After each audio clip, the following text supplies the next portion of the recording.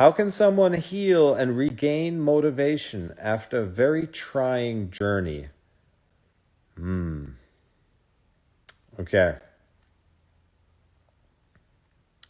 So the healing is the deepening. And while you're in it, it feels, things can be very difficult, very hard. And when you're working on yourself, as you say, in your self work, that is some of the hardest work ever. But it's hard because you're growing, you're expanding, and it feels like there's pain involved. The pain is letting go of old beliefs, and the hurt, the hurt will pass when you peel back the layers of, well, why did it hurt? Well, it hurt because you maybe lacked self love, and then you project that love onto another person, and then they let you down because you needed them to be a certain way, and they turned out to be different, and so then it hurts when you feel let down.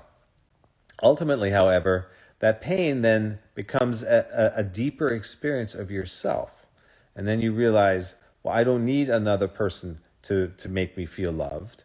I have that capability for myself. So the lesson there is often it's a heartbreak, right? But we come out of it deeper, stronger, and more in tune and more in touch with who we are.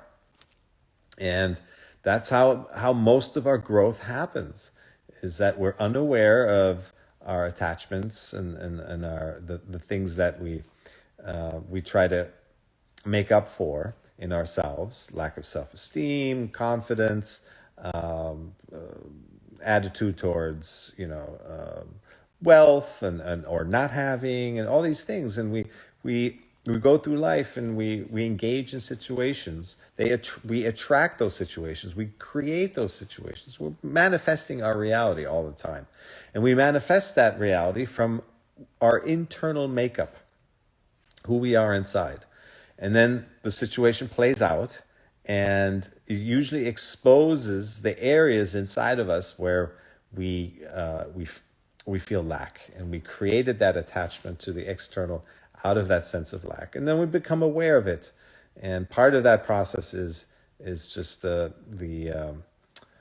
letting go of an old skin, and that may involve letting go of people, right, that don't serve you any longer, of life situations. It could be circled of friends that they're not your vibe anymore. You have to find a new tribe, new work that is more engaging, that is up to your new level. Life is constant change, and change is uncomfortable, but there comes a point where you embrace it, because you realize that life is changing, and that it's way more complicated and difficult to try to hang on to life and make it stand still and make it not change.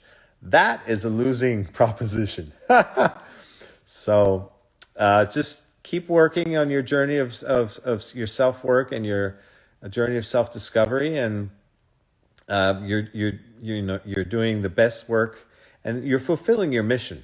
Ultimately, we all have a mission in life to be who we're meant to be, and if we keep ourselves distracted by voices outside, we're only prolonging the inevitable. As sooner or later, you have to embrace your self-work, because you're not going to find happiness any other way. If you live by other people's ideas of who you should be, society's ideals of who you should be, you're just going to run into a situation in life where you feel burnt out, unhappy, unfulfilled, disoriented. You don't have no direction, no passion, and that will then more or less force you to change your life and start to become more in tune with what matters to you. So you're doing the work, so keep doing the great work. And you will influence others, by the way, by being you, right? This is what I talk about all the time.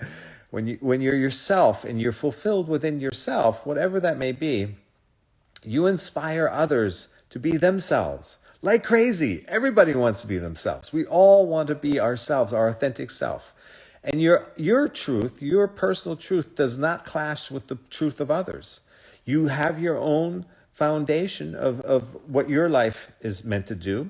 And you want others to also have their foundation to discover their truth.